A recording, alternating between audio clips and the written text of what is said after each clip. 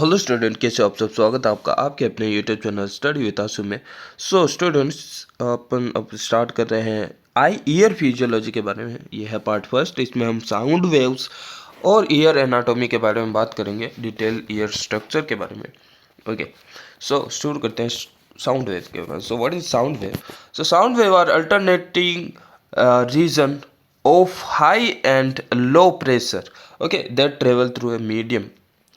तो and originated from vibrating object. तो vibrating जो ऑब्जेक्ट होता है वो वहाँ पे क्रिएट करते हैं alternating high and low pressures in a medium like air. Okay, तो एयर में है वो अल्टरनेटिंग प्रेशर क्रिएट करते हैं, high and low pressure vibrating object. Okay, तो वही वहाँ पे है वो वेव्स होती है, जो कि आपने लाइक एक एग्जांपल आप वो देखा होगा, राइफल्स जो वेव्स होती है पौंड में, जब अपन वो टॉस करते हैं स्टोन को, जब यहाँ पे कुछ ऐसा दिखाई देने लगता है अपन को, पॉन्ड्स वगैरह पानी में जब अपन स्टोन को टॉस करते हैं तो यहाँ पे है वो ऐसी वेव लाइक है वो, वहाँ पे भी तरंगे है वो उत्पन्न होती है। सो वैसे ही है वो वाइब्रेटिंग ऑब्जेक्ट है वो, उससे है वो एयर में alternating high and low pressure creates होते हैं, वहाँ पे उसको है वो वेव्स कहते हैं यहाँ पे। ओके, लाइक ये इस टाइप से है वो वेव्स है वो क्रिएट होती है। ओके, एंड ये वेव का है वो, ये जो लेंथ है उसे एम्पलीट्यूड बोलते हैं। एंड ये जो एक साइकिल है यहाँ से लेके, और ये जो एक पूरा साइकिल कंप्लीट हुआ है, ओके, ये होता है एक साइकिल। ओके, ये एक साइकिल होता है। ओके, और फ्रीक्वेंसी क्या होती है? फ्रीक्वेंसी होती है एक सेकंड में ये जो साइकिल्स है वो कितने साइकिल्स है वो एक सेकंड में कंप्लीट हो रहे हैं। ओके, साइकिल पर second.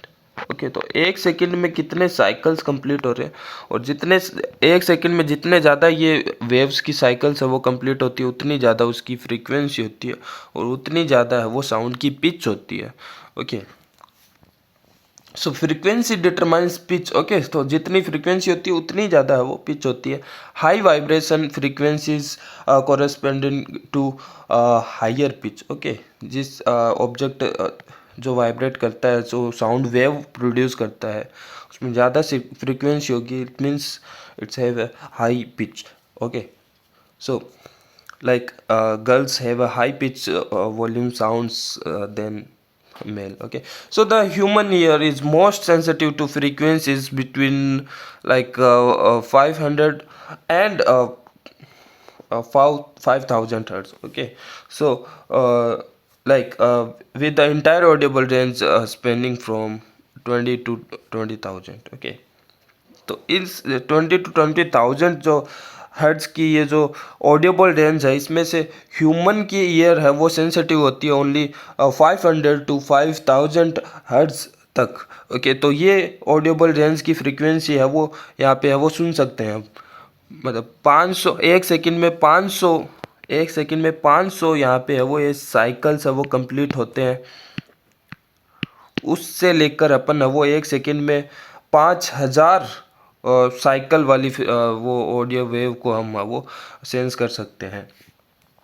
Speech sound primarily falls within the 100 to 3000 hertz range. अपन है वो बोल सकते हैं किस रेंज में? 100 to 3000 हर्ट्ज की फ्रीक्वेंसी हम वो स्पीच कर सकते हैं which whispering to aloud crying audio. Okay, so jet plane sound range from like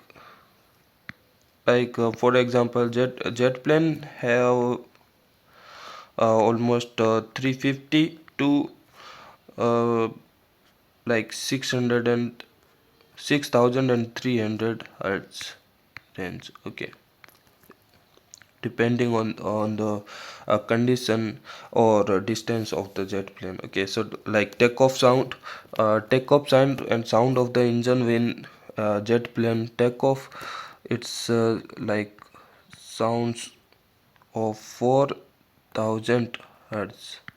Okay, so sound, if we talk about sound intensity and decibels. Okay, so intensity is we called amplitude. Okay, so height of the sound wave. So height of the sound wave is a amplitude. Okay, so of the vibration affects loudness. तो जितना ज़्यादा यहाँ पे amplitude होगा, जितना ज़्यादा length होगा इस साउंड वेव का, उतना ही ज़्यादा वहाँ पे वो लाउडनेस होगा। Okay, and sound intensity is measured in decibels. Okay, so ये जो इंटेंसिटी है ये डेसिबल्स में मेजर है वो की जाती है। ओके, डेसिबल्स में है वो इसकी ये लाइक लेंथ है वो एम्पलीट्यूड वो मेजर किया जाता है।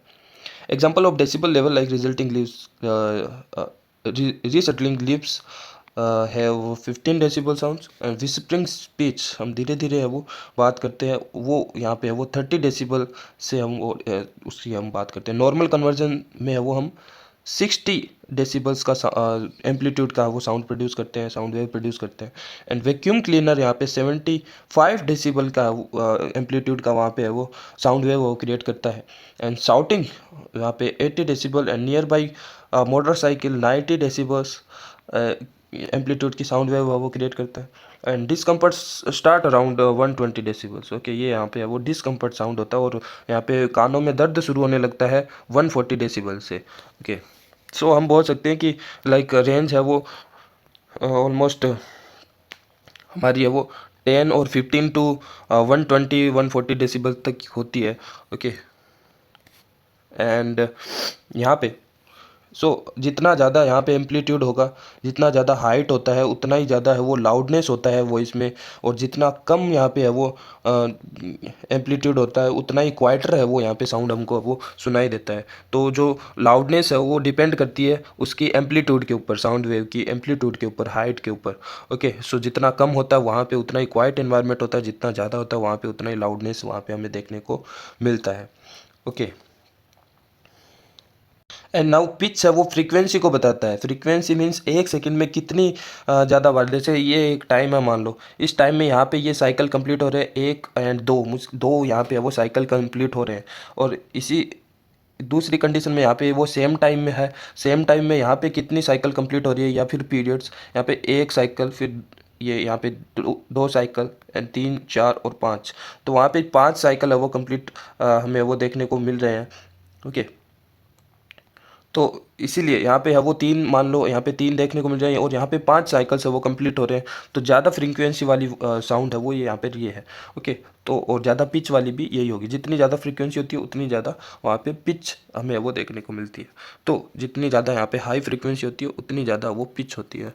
ओके, सो मेल साउंड की अगर हम बात करें, generally lower pitch in male compare to the female voice, and the male voice frequency with fall within the range of like 85 hertz to 180 hertz. Okay, and often perceived like as a deeper and more resonant. Okay, तो जो भारी होती है mail की आवाज़ होती है वो भारी होती है थोड़ी।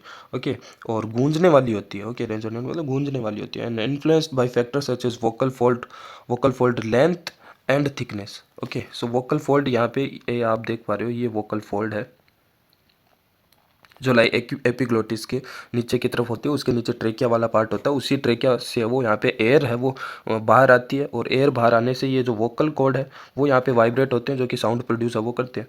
ओके, सो यहाँ पे इसकी है वो लेंथ और थिकनेस है वो यहाँ पे इन्फ्लुएंस करती है कि मेल की वॉइस लाइक किस टाइप की होती है यहाँ पे इसकी फ्रीक्वेंसी को। एंड फीमेल वॉइस की अगर बात करें, generally having high pitch. Okay, तो हाई पिच होता है like 165 to 255 okay hertz, and often perceived as brighter and more melodic। okay, तो यहाँ पे मधुर होती है यहाँ पे इसकी आवाज़, और तीखी सी यहाँ पे इसकी आवाज़ होती है फीमेल की। And influenced by factors such as vocal fold size and tension. Okay,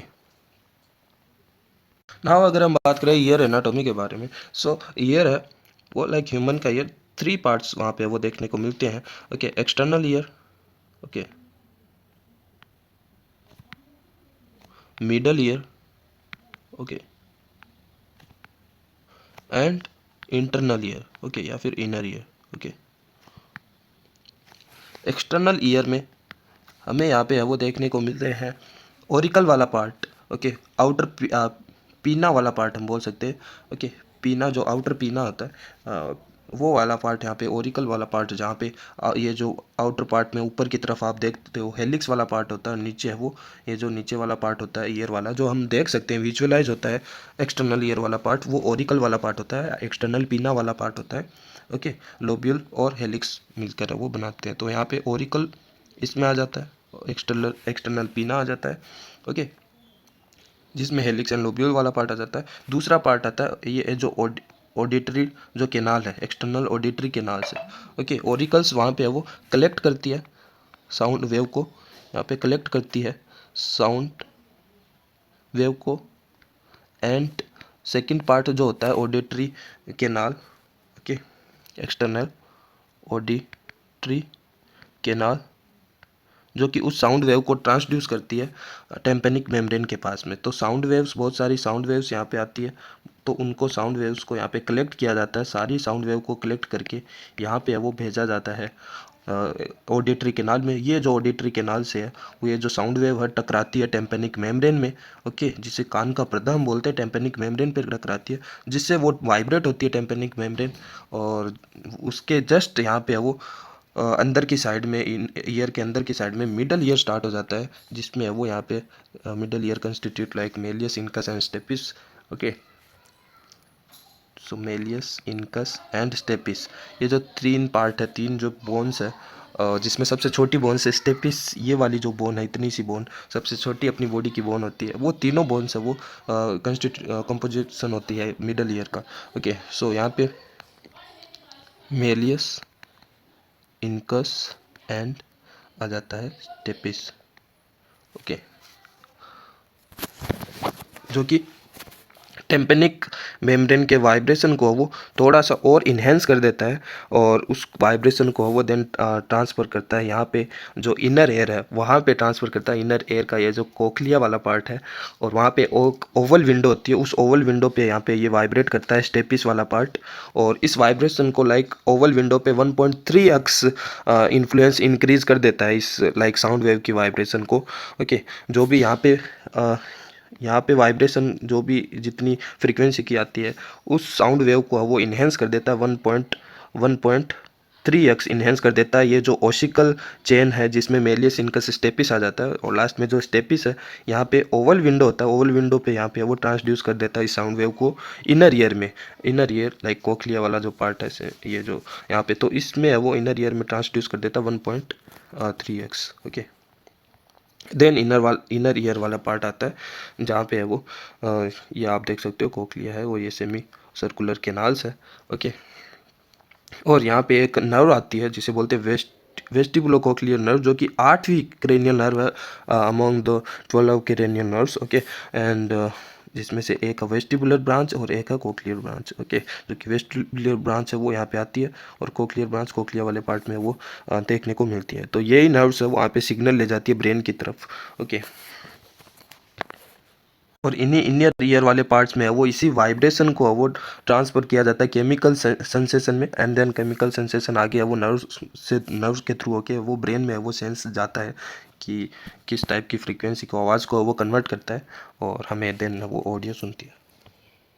एक यहाँ पे नीचे की तरफ आप यहाँ पे ऑडिटरी ट्यूब देख पा रहे हो, ऑडिटरी ट्यूब जो कि कनेक्ट होती है अपनी नेजल और जो फेरिंग्स वाला पार्ट होता है माउथ के नीचे, जो नाक का जो अंदर वाला जो ओपनिंग पोर होता है, नेसो फेरिंग्स, नेजल वाला पार्ट, और जो फेरिंग्स वाला पार्ट होता है वहाँ पे ये ओपन होता है, ओके। दैट्स वाई जब हम नाक को बंद करके हम वो सांस बाहर छोड़ने की कोशिश करते हैं तो वो जो आगे है वो एयर ब्लॉक हो जाती है, तो वो इधर की तरफ ही जाती है। इस वो जो एयर है, ये जो ऑडिटरी ट्यूब है, इधर से होकर वो एयर आती है, और अपने जो टेम्पेनिक मेम्ब्रेन की तरफ प्रेशर हम फील कर सकते हैं उस टाइम। और बात करते हैं मिडल ईयर के बारे में, ओके। मिडल ईयर में यहाँ पे अगर हम इमेज देखें इसकी, मिडल ईयर में यहाँ पे ये यहाँ तक है वो एक्सटर्नल ईयर है वो हो गया था हमारा। देन मिडल ईयर इसके पीछे अंदर की तरफ हो, यहाँ पे एक तो ये जो टेम्पेनिक ये जो कैविटी है, खाली जगह जो है एयर कैविटी है वो वहाँ पे है वो मिडल ईयर में आता है। देन यहाँ पे है वो 3 बोन्स, यहाँ पे ओसिकुलर चेन्स आती है 3 बोन की, यहाँ पे malleus, then incus, and then है वो सबसे छोटी वाली जो बोन होती है स्टेपिस बॉडी की, ओके।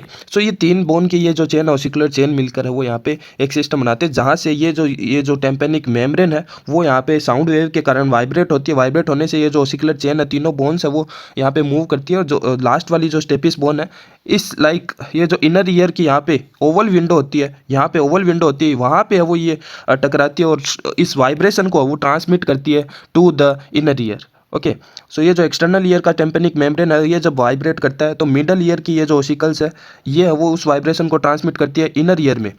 ओके। और यहाँ पे है वो एक टेंसर टेम्पेनी मसल्स होती है जो कि है वो अटैच रहती है मेलियस से अटैच रहती है। और जब भी लाउडी साउंड होता है, काफ़ी ज़्यादा लाउड साउंड होता है, तो ये कॉन्ट्रैक्ट करती है, और कॉन्ट्रैक्ट करने से वो यहाँ पे ये अंदर की तरफ मूव करती है, ये मसल्स अंदर की तरफ मूव करती है।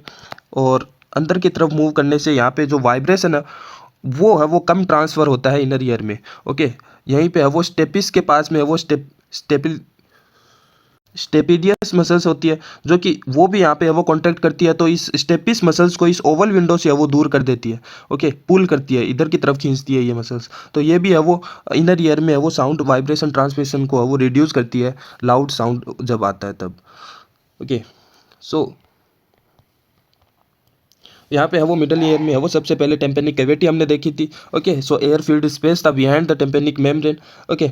और जहाँ पे है वो क्या क्या हमें देखने को मिलता है, ऑडिटरी ऑसिकल्स मिलती है, जहाँ पे टाइनी बोन्स हमें है वो देखने को मिलती है, 3 हमने देखा था, है ना। और वो जो कैविटी थी वो कनेक्ट रह रही थी नेसोफेरिंग्स ऑडिटरी ट्यूब से। ओके। सो ये जो ऑडिटरी ट्यूब्स आ रही है वो आगे है वो नेसोफेरिंग्स के साथ में है वो कनेक्ट रहती है, वो अपन ने एक्सटर्नल ईयर में है वो देखा था। पीछे एक इमेज में देखा था, इस वाली इमेज में ये जो ऑडिटरी ट्यूब है। ओके। देन यहाँ पे ऑडिटरी ऑसिकल्स के बारे में अगर हम बात करें, और उस ऑडिटरी ट्यूब को है वो यूस्टेशियन ट्यूब भी बोलते हैं। ऑडिटरी ऑसिकल्स में हमने वो 3 मसल्स 3 बोन्स देखी थी, मेलियस, इनकस और स्टेपिस। और वहाँ पे जो टेम्पेनिक मेम्ब्रेन से वो जुड़ी हुई थी मेलियस, और यहाँ पे स्टेपिस है वो इनर ईयर के साथ में वो जुड़ी हुई थी। मसल्स की बात करें तो हमने टेंसर टेम्पेनी मसल्स देखी थी, जो कि हमारी जो मेलियस बोन थी सबसे पहले वाली, उसके साथ में जुड़ी रहती है। और जब ये कॉन्ट्रैक्ट करती है तो ये अंदर की तरफ वो मेलियस को वो पुश करती है, अंदर की तरफ वो पुल करती है मेलियस को, जिससे वो टेंशन रिड्यूस हो जाता है ओसिकुलर चेन में। और जो वाइब्रेशन का जो ट्रांसमिशन है, वो वाइब्रेशन का जो ट्रांसमिशन है इनर ईयर में, वो है वो यहाँ पे वो कम हो जाता है। और यहाँ पे ये प्रोटेक्ट करती है इनर ईयर को from the louder sound. Loud sound जब भी होता है तो इनर ईयर को प्रोटेक्ट करती है, क्योंकि ये जो मेलियस जो बोन है वो अंदर की तरफ आ जाएगी, तो जो वाइब्रेशन है वो ट्रांसमिट नहीं होगा इनर ईयर में ज़्यादा उतने लेवल पर। तो वहाँ पे वो प्रोटेक्शन है वो यहाँ पे प्रोवाइड की जाती है। तो दूसरी मसल्स अपने देखी थी स्टेपिडियस मसल्स, जो कि वो भी है वो अगेन उसी वे में है वो काम करती है, अटैच रहती है स्टेपिस बोन में। और जब भी कॉन्ट्रैक्ट करती है ये स्टेपिस बोन को वो पुल अवे करती है फ्रॉम द ओवल विंडो से दूर ले जाती है उसको। और जिससे वो लाउडर साउंड जब भी होगा, लाउडर एंड नॉइसी साउंड जब भी होगा, तो वो रिड्यूस करेगा साउंड वाइब्रेशन ट्रांसमिशन को to the inner ear. Okay. Now अगर हम बात करें इनर ईयर के बारे में, ओके। सो इनर ईयर के बारे में अगर हम बात करें, यहाँ पे आप वो देख सकते हो एक बोनी लेबायरिंथ होता है, एक आउटर हार्ड एक कवरिंग होता है, इसका हम बोल सकते हैं पूरे इनर ईयर का। यहाँ पे एक outer like bony means like hard protecting covering और सपोर्टिंग कवरिंग होता है, इनर ईयर को पूरे सपोर्ट किए हुए रहता है ये आउटर साइड में। यहाँ पे आप दे पा रहे हो ये है बोनी लेबायरिंथ। ओके। ये है बोनी लेबायरिंथ होता है, उसके अंदर है वो डक्ट रहती है, उसके अंदर लाइक वेसिकल जैसी डक्ट रहती है। ओके। सो बोनी लेबायरिंथ में है वो 3 चीज़ें यहाँ पे हमें देखने को मिलती है। ये कोक्लिया वाला है, उसके आउटर साइड में भी बोनी लेबायरिंथ है वो देखने को मिल रही है हमें। ओके। और ये वेस्टिब्यूल वाला पार्ट है, वहाँ पे भी है वो ये बोनी लेबायरिंथ देखने को मिल रही है। और ये जो सेमी सर्कुलर केनाल्स है बहुत सारी हमें, आधी जो केनाल्स पूरी सर्कुलर नहीं है ना, पूरी गोल नहीं है, तो आधी आधी मतलब सेमी सर्कुलर ये जो केनाल्स है, वेस्टिब्यूल वाला पार्ट है, कोक्लिया वाला पार्ट है, उसके चारों तरफ आउटर साइड में एक सपोर्टिंग स्ट्रक्चर रहती है यहाँ पे बोनी लेबायरिंथ। ठीक है। और ये डक्ट के आउटर साइड होती है, तो जिसमें वो पेरीलिम्फ भरा रहता है। ओके। और डक्ट के अंदर अगर हम बात करें, ये इसके बोनी लेबायरिंथ के अंदर डक्ट्स होती है। ओके। उन वहाँ पे उन डक्ट्स के अंदर यहाँ पे एंडोलिम्फ भरा रहता है। ओके। और बाहर की तरफ बोनी लेबायरिंथ में यहाँ पे वो पेरीलिम्फ है वो रहता है। ओके। सो यहाँ पे इनके वो अलग अलग फंक्शंस होते हैं। अगर हम इनर ईयर की अगर हम बात करें, सो सबसे पहले यहाँ पे आता है बोनी लेबायरिंथ। ओके। बोनी लेबायरिंथ में हमने देखा वेस्टिब्यूल वाला पार्ट भी था, सेमी सर्कुलर कैनाल वाला भी था, और कोक्लिया वाला पार्ट भी था। और ये स्ट्रक्चरल सपोर्ट प्रोवाइड करा रहा है इनर ईयर को। ओके। देन वो दूसरा पार्ट आता है बोनी लेबायरिंथ के बाद में मेम्ब्रेनियस लेबायरिंथ, जो कि अंदर की तरफ यहाँ पे वो लाई करता है बोनी लेबायरिंथ के अंदर की तरफ। ओके। जिसके अंदर जिसके अंदर utricle saccule semi circular ducts cochlear ducts, ये सारी डक्ट्स है वो यहाँ पे है वो आ जाती है। ओके, एंड यूट्राइकल एंड सेक्यूली का काम क्या रहता है? यूट्राइकल एंड सेक्यूली यहाँ पे हमने देखा था, ये जो लाइक वेस्टिब्यूल वाले पार्ट में यहाँ पे बोनी लेबारिंथ के अंदर ये जो डक्ट्स हम देख रहे हैं, ये सेक्यूला वाली डक्ट है, और ये अंदर वाली ये जो बड़ी सी है वो ये जो मोटी सी डक्ट हम बोल सकते हैं जो यूट्राइकल है। ओके, यूट्राइकल है, और ये है वो यहाँ पे सेक्यूले वाला पार्ट है। तो इसके अंदर कौन सी सिग्नलिंग की प्रोसेस चलती है? जब भी मान लो हेड वगैरह वो मूवमेंट करता है, तो इसके इस जो कैविटी डक्ट है उसके अंदर है वो कुछ है वो हेयरलाइंस होती है, कुछ सिग्नलिंग सेल्स होती है जो कि वो मूव करती है, उसके अकॉर्डिंग अपन को सिग्नल मिलते हैं। तो ये जो यूट्राइकल और सेक्यूले वाला पार्ट देखा था, ये स्ट्रक्चर है वो सिग्नलिंग वहाँ पे प्रोसेसिंग होती है, और इन्फॉर्मेशन अपन को प्रोवाइड होती है हेड की पोजीशन के बारे में एंड लीनियर एक्सीलरेशन के बारे में। ओके, हमारी हेड का कौन सा पोजीशन है, कौन सी पोजीशन में हमारा हेड है, वो हमें सिग्नलिंग वो इन्फॉर्मेशन वो प्रोवाइड इसी पार्ट की वजह से होता है। सेमी सर्कुलर डक्ट्स फिर हमने देखी थी, जो सेमी सर्कुलर कैनाल्स थी उनके अंदर जो डक्ट है वहाँ पे प्रोसेसिंग होती है। यहाँ पे हमें हेड के मूवमेंट की, हम हेड का जो मूवमेंट करते हैं इधर उधर जो सर हिलाते हैं अपन, हेड का मूवमेंट का वहाँ पे सिग्नलिंग हमें इन्हीं डक्ट्स के अंदर है वो सिग्नलिंग प्रोसेस के कारण है वो हमें देखने को मिलती है। कोक्लियर जो डक्ट है, इधर वाली ये जो डक्ट्स है, ये जो डक्ट है इसके अंदर वाली जो डक्ट है वो सबसे मेन है, क्योंकि उसी के अंदर है वो कुछ है वो हियरिंग का वो सिग्नल ही हमें उसी से मिलता है, क्योंकि वहाँ पे सेंसरी हेयर्स होती हैं उसके अंदर, और जो हेयर है वो उनके वाइब्रेशन के अकॉर्डिंग है वो मूव करते हैं, और मूव करके वो इलेक्ट्रिक सिग्नलिंग को है वो कन्वर्ट करते हैं वहाँ पे, वाइब्रेशन सिग्नलिंग को है वो इलेक्ट्रिक सिग्नलिंग में कन्वर्ट करके ब्रेन के पास में वो उस सिग्नल को भेजते हैं, और उसके अकॉर्डिंग हमें सुनाई देता है। तो सुनाई हियरिंग के लिए वो कौन सा वो पार्ट होता है, इनर ईयर का कोक्लियर डक्ट वाला पार्ट होता है। ओके, तो वहाँ पे कुछ सेंसरी हेयर्स होते हैं, और वो वाइब्रेशन के अकॉर्डिंग वो मूव करते हैं इधर उधर, मूव करने से उसके अंदर है वो एक्शन पोटेंशियल जनरेट होता है, जो कि आगे है वो उस वाइब्रेशन को है वो कन्वर्ट कर देता है इलेक्ट्रिक सिग्नलिंग में। ओके, इसकी मैकेनिज्म अभी हम देखेंगे। Now this image demonstrate section through one ton of cochlea. Okay, so यहाँ पे कोक्लिया के 1 टन में हमें वो कुछ पार्ट देखने को मिलते हैं, 3 चैम्बर देखने को मिलते हैं। There are 3 chamber in 1 cochlear turn. Okay, so first is scala vestibuli. Okay, this like chamber is known as scala vestibuli contain perilymph. Okay, तो यहाँ पे पेरिलिम्फ वो देखने को मिलता है स्केला वेस्टिबुलाई में। And then second chamber are this, okay, also known as scala middle. Okay, scala media या फिर स्केला मिडल, मिडल जो चैम्बर होता है वहाँ पे। तो ये चैम्बर वहाँ पे जो मेन यहाँ पे प्रोसेसिंग होती है, हियरिंग प्रोसेसिंग, वो यहीं पे होती है। कोक्लियर डक्ट इसी के अंदर होती है। ये जो मिडल चैम्बर है इसी के अंदर ये जो डक्ट है कोक्लियर डक्ट यहाँ पे देखने को मिलती है, जहाँ पे एंडोलिम्फ होता है। काफ़ी मेन ये चैम्बर हमें देखने को मिलता है। ओके, एंड इसके नीचे यहाँ पे टेक्टोरियल मेम्ब्रेन यहाँ पे देखने को मिलती है, जिसके वो यहाँ पे वो हेयर सेल्स है वो होती है, इन आउटर हेयर सेल और इनर हेयर सेल, और साउंड वाइब्रेशन को यही है वो ट्रांसफ़र करती है into electrical signal. Okay, then यहाँ पे बेसमेंट मेम्ब्रेन होती है, और like then third chamber are scala tympani. Okay, जहाँ पे भी पेरिलिम्फ होता है। ओके,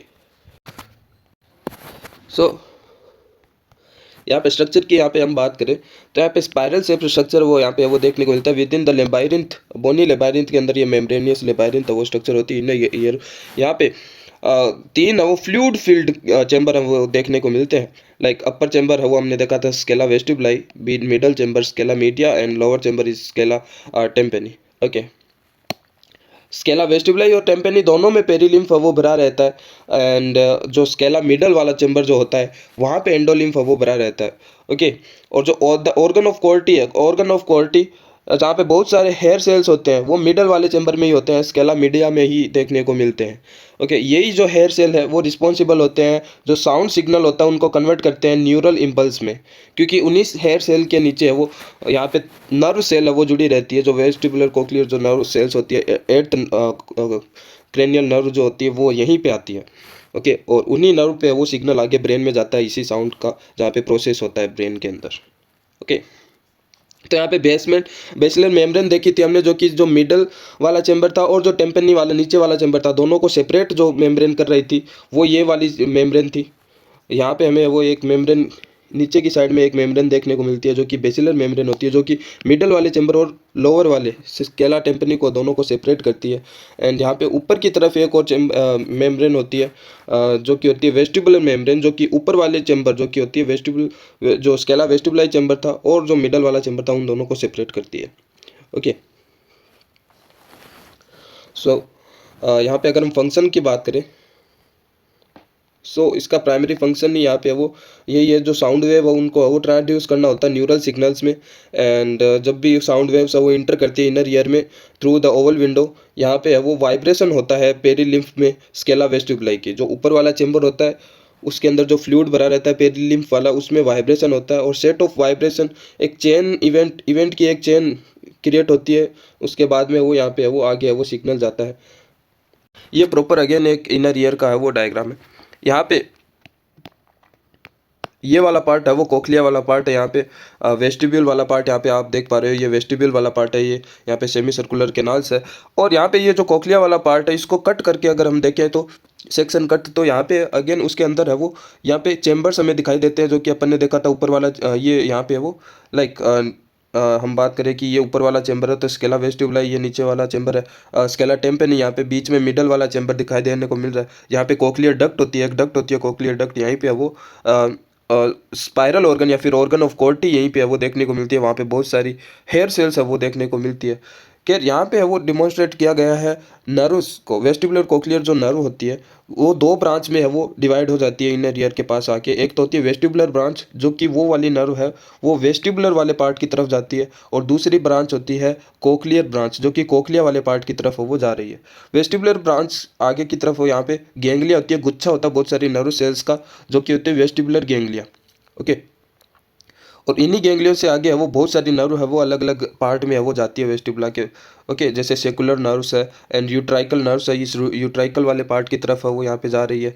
ओके, एंड यहाँ पे आप देख रहे हो एम्पुलरी नर्व यहाँ पे एम्पुला वाले पार्ट की तरफ जा रही है। तो यहाँ पे ये अलग अलग पार्ट की तरफ वो जाने वाली अलग अलग नर्व में है वो आगे और ज़्यादा डिवाइड हो जाती है वेस्टिबुलर नर्व्स। एंड यहाँ पे आप कोक्लियर नर्व्स है वो देख पा रहे हो, यहाँ पे आप ऑर्गन ऑफ कोर्टी का पार्ट है वो देख पा रहे हो जो कि मिडल चेम्बर स्केला मीडिया में है वो देखने को मिलता है, जो कि यहाँ पे कोक्लियर डक्ट में है वो ऑर्गन ऑफ कोर्टी। यहाँ पे ऊपर ऊपर यहाँ पे टेक्टोरल मेम्ब्रेन है वो देखने को मिलती है जो कि टेक्टाइल जो कि प्रेशर या फिर जो वाइब्रेशन होता है उसको सेंस कर सकता है, उस वाइब्रेशन में वो डायरेक्टली है वो अफेक्ट करता है। इसके जस्ट अंडरनीथ है वो यहाँ पे हमें देखने को मिलती है हेयर सेल्स।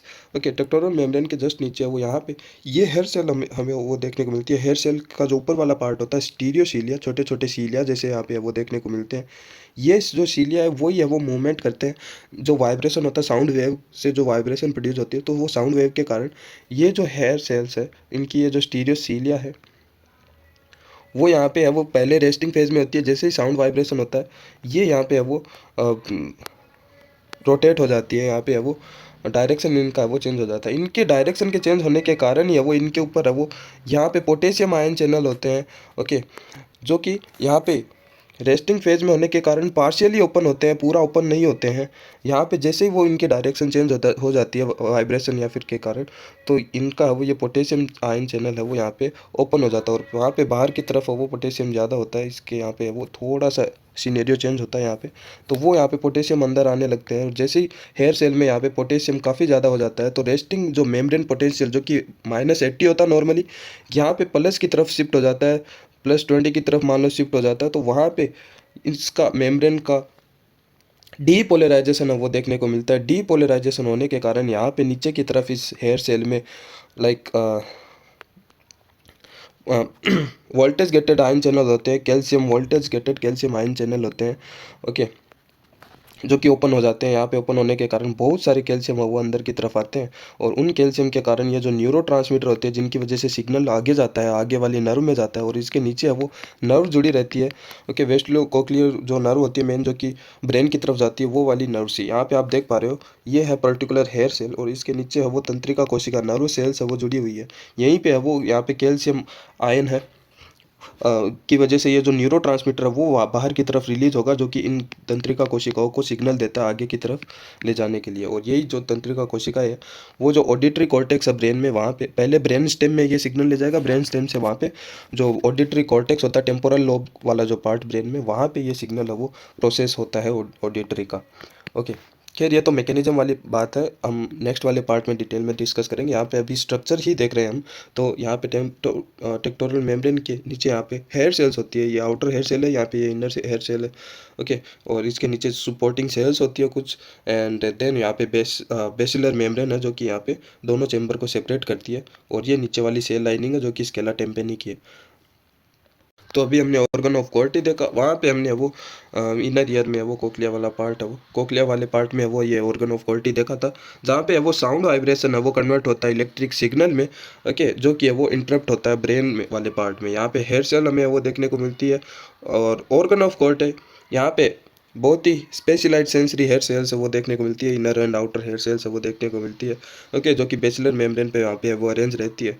साउंड डिटेक्शन की अगर हम बात करें, जब साउंड है वो इंटर करता है ईयर में, तो वो जो बेसिलर मेम्ब्रेन होती है उसको वाइब्रेट करता है। वो जो साउंड वेव्स इंटरनल ईयर में है वो एक इंटर करती है, तो वो जो बेसिलर मेम्ब्रेन है वो वाइब्रेट करती है। उसके वाइब्रेट करने से यहाँ पे वो हेयर सेल है वो यहाँ पे स्टिमुलेट होती है, उसकी डायरेक्शन है वो चेंज होती है, और देन है वो हमने जो प्रोसेस देखा था जो कि जनरेट करता है इलेक्ट्रिकल सिग्नल। ओके, और neurotransmitter then at the end है वो रिलीज होते हैं, और उसकी वजह से आगे वो सिग्नल जाता है। ओके, एंड ये जो न्यूरो ट्रांसमीटर है एक्टिव करते हैं ऑडिटरी नर्व फाइबर को, देन वो ये ट्रांसमीटर होते हैं टू द ब्रेन। नाउ अगर हम बात करें आउटर हेयर सेल के बारे में, जो कि हमने वो पीछे इमेज में देखा था, यहाँ पे ये है आउटर हेयर सेल्स जो कि 3 रो में होते हैं। ये 2D इमेज आप देख पा रहे हो, और ये 3D में होता है। यहाँ पे जस्ट लाइक यहाँ पे एक हेयर सेल है, दूसरी लाइक ये एक रो होती है पूरी, दूसरी तीसरी ऐसे 3D में, चौथी पांचवी छठी ऐसे, ये यहाँ पे एक यहाँ पे रो होती है, ये 3 रो में देखने को मिलती है। ओके, ये आप 2D में देख रहे हो, ये आगे की तरफ है, वो आपकी तरफ है, वो ये 3 रो हमें देखने को मिलती है। और ये जो इनर हेयर सेल्स है वो इसकी रो एक ही होती है। आउटर हेयर सेल की ओकेजनली 4 भी हो सकती है। ओके, तो यहाँ पे ये काम क्या करती है, आउटर हेयर सेल यहाँ पे है वो एम्प्लीफिकेशन में काम करती है। जो स्मॉल साउंड इंड्यूस वाइब्रेशन है उनको एम्प्लीफाई करती है और ट्रांसमिट करती है टू द इनर सेल, जहाँ पे है वो इनर सेल, जहाँ पे है वो इस मैकेनिकल सिग्नल को ट्रांसफर यहाँ पे होता है into electrical impulse. Okay, end voltage dependent mechanism, यहाँ पे एक प्रोटीन, बहुत ही मज़ेदार प्रोटीन होता है प्रेस्टिन प्रोटीन, काफ़ी इंपॉर्टेंट प्रोटीन है यहाँ पे, याद रखना प्रेस्टिन प्रोटीन यहाँ पे काफ़ी इंपॉर्टेंट प्रोटीन है, जो कि सेंस करता है वोल्टेज चेंज को। ओके, मेम्ब्रेन्स में जैसे ही वोल्टेज चेंजेस आता है, जैसे ही लाइक पोटेशियम चैनल्स है वो अंदर की तरफ आने लगते हैं, तो माइनस से प्लस की तरफ जो वोल्टेज चेंज आता है, ये जो प्रोटीन है उसके अंदर कुछ कन्फर्मेशनल चेंजेस आते हैं। उस कन्फर्मेशन चेंज के आने के कारण ये जो सेल है उसकी सेल की लेंथ है वो चेंज हो जाती है, सेल की लेंथ मान लो वो बढ़ जाती है, जिसके कारण है वो, हालांकि इस प्रोसेस को बोलते हैं इलेक्ट्रोमोटिलिटी। ओके, ये याद रखना, इलेक्ट्रोमोटिलिटी प्रोसेस किसे बोलते हैं, इस कुछ वोल्टेज चेंजेस आने के कारण ये जो प्रोटीन है प्रेस्टिन, उसमें कुछ कन्फर्मेशनल शिफ्ट आता है, जिसके कारण सेल की लेंथ में वो चेंजेस आता है। ओके, इस प्रोसेस को इलेक्ट्रोमोटिलिटी यहाँ पे वो बोलते हैं। इसी के कारण है वो यहाँ पे कॉक्लियर एम्प्लीफिकेशन हमें देखने को मिलता है, and fine tuning of sound perception है वो यहाँ पे होता है। यहाँ पे हमने देखा कि 3 रो ही है वो देखने को मिलती है, कभी कभी 4 रो भी हमें देखने को मिल सकती है आउटर हेयर सेल्स की। ओके, जो कि एक्सटर्नल साइड पे है वो ऑर्गन ऑफ क्वालिटी के वो देखने को मिलते हैं, और यहाँ पे play and crucial role in और ability to hear and interpret sound accurately. Okay, sound को एक्यूरेट सुनने के लिए है ना, काफ़ी जो स्मॉल वाइब्रेशन वाले भी है उनको भी इन्हेंस कर देता है, तो इसलिए एक्यूरेट साउंड को सुनने के लिए यहाँ पे वो आउटर हेयर सेल काफ़ी इसका क्रूशियल रोल है। और बात करें अगर इनर हेयर सेल के बारे में, अगर स्ट्रक्चर की यहाँ पे बात करें, इसकी एक ही रो हमें वो देखने को मिलती है जो कि इनर साइड पे वो देखने को मिलती है ऑर्गन ऑफ क्वालिटी में। एंड यहाँ पे ये type first spiral ganglion nerve जो होती है उससे कनेक्टेड रहती है, और जो आउटर हेयर सेल्स होती है वो यहाँ पे टाइप सेकंड से वो कनेक्टेड है वो रहती है। ओके, जो कि टाइप फर्स्ट स्पाइरल गैंग्लियन जो कि रिप्रेजेंट करती है almost about 95% of auditory nerve fibre. Okay, इसके फंक्शन की बात करें, यहाँ पे क्रूशियल रोल है वो प्ले करता है इन सिग्नल ट्रांसडक्शन में। एंड जब भी मैकेनिकल मोशन यहाँ पे वो होता है, इसमें मूवमेंट होता है, उसके अंदर यहाँ पे वो कुछ सिग्नलिंग क्रिएट होती है, हमने देखा था पहले भी। और ऑर्गन ऑफ क्वालिटी में यहाँ पे स्टीरियोसीलिया है वो यहाँ पे वो डिफ्लेक्ट होते हैं इनर हेयर सेल के, एंड जहाँ पे वो कुछ प्रोसेसिंग है वो इनिशिएट होती है जो कि कन्वर्ट करती है साउंड वाइब्रेशन को इलेक्ट्रिकल सिग्नलिंग में। ओके, और जो कि आप यहाँ पे वो देख पा रहे हो, ये यहाँ पे है वो इनर हेयर सेल की एक रो है, यहाँ पे ये 3 रो है वो आउटर हेयर सेल्स की है। एंड यहाँ पे काफ़ी यहाँ पे इनकी बहुत सारी सेल्स होती है, जैसे इनर हेयर सेल्स के नीचे की साइड पे इनर बॉर्डर सेल्स होती है, इनर फेलेंजियल सेल्स होती है, यहाँ पे पाइलर जो सेल्स है वो यहाँ पे वो देखने को मिलती है, डेट्राइटर सेल्स है, बेसिलर मेम्ब्रेन्स है। और इनके जो हेयर सेल्स के नीचे आप देख पा रहे हो ये एफरेंट नर्व फाइबर है टाइप फर्स्ट। एफरेंट मीन्स जो कि लाने वाला जो काम, सिग्नल लाने वाली जो नर्व होती है वो एफरेंट होती है, और इफरेंट नर्व फाइबर वो होती है जो कि सिग्नल ले जाती है जहाँ से। तो ये वाली जो ग्रीन वाली कलर आप देख पा रहे हो ये इफरेंट है, यहाँ से सिग्नल ले जाती है। ये वाली जो ग्रीन वाली देख रहे हो ये वाली यहाँ से सिग्नल ले जाती है to the brain. Okay, and ये जो ब्लू वाली है ओके ये है एफरेंट नर्व फाइबर। ओके, तो यहाँ पे ये टाइप फर्स्ट यहाँ पे ये होती है इनर हेयर सेल के साइड में, एंड टाइप सेकंड होती है आउटर हेयर सेल्स पे। इतना ही था इस वाली वीडियो में। हमने सारा जितना भी हो सके है वो ईयर फिजियोलॉजी में, एनाटॉमी के बारे में, स्ट्रक्चर के बारे में हमने देखा, पूरा इनर ईयर, मिडल ईयर और एक्सटर्नल ईयर के बारे में। एंड इसके नेक्स्ट वाली वीडियो में इसकी हम हियरिंग जो फिजियोलॉजी होती है उसके बारे में वो देखने वाले हैं। तो उसके लिए आप चैनल को सब्सक्राइब कर सकते हो, आपकी इच्छा है। Bye bye.